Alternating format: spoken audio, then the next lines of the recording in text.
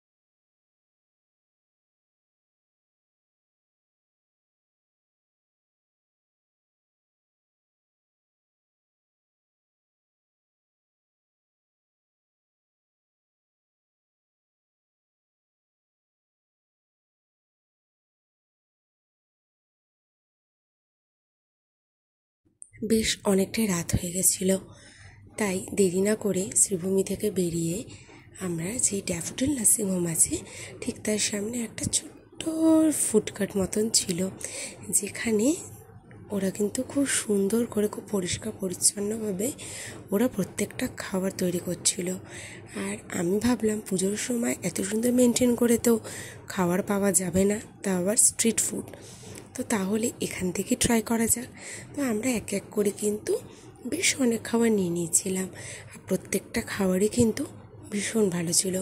আমি বলবো তোমরা যারা যারা শ্রীভূমির দিকে যেতে এখনও বাকি রেখেছো, তোমরা যখন যাবে তোমরা অবশ্যই এখান থেকে খাবে।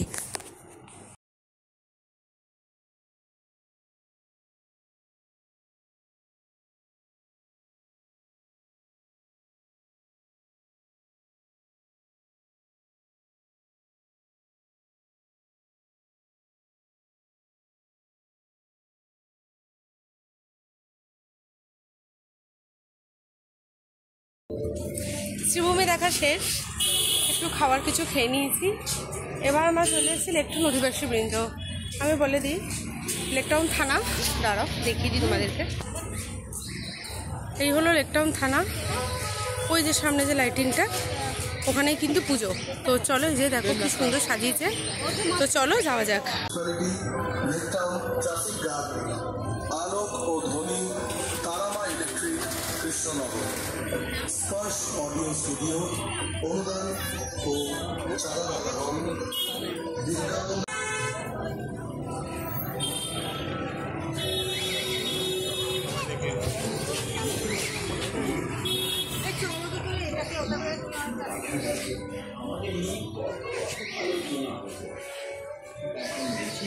শুধু জমে আছে তারপর পাতা। একেবারে ঠিক বলেছ, তখন মানুষ বসে আপন জন্মের মতো আগলে রাখত।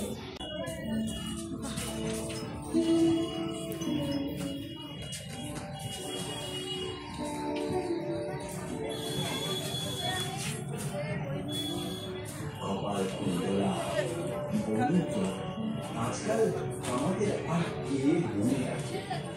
একসময় পাঠাগারে আমাদের নিয়ে কত আলোচনা, এখন দেখি শুধু জমে আছে। তারপর পাতা। আমার আজকের ভিডিওটা এই পর্যন্তই। দেখা হচ্ছে তোমাদের সাথে আমার পরের ভিডিওতে। আর হ্যাঁ, খুব তাড়াতাড়ি আমি মহাপঞ্চমীর ব্লগটা নিয়ে আসছি। ততদিন তোমরা খুব ভালো থেকো, সুস্থ থেকো, আর তোমাদের সবার পুজো খুব ভালো কাটুক। টাটা।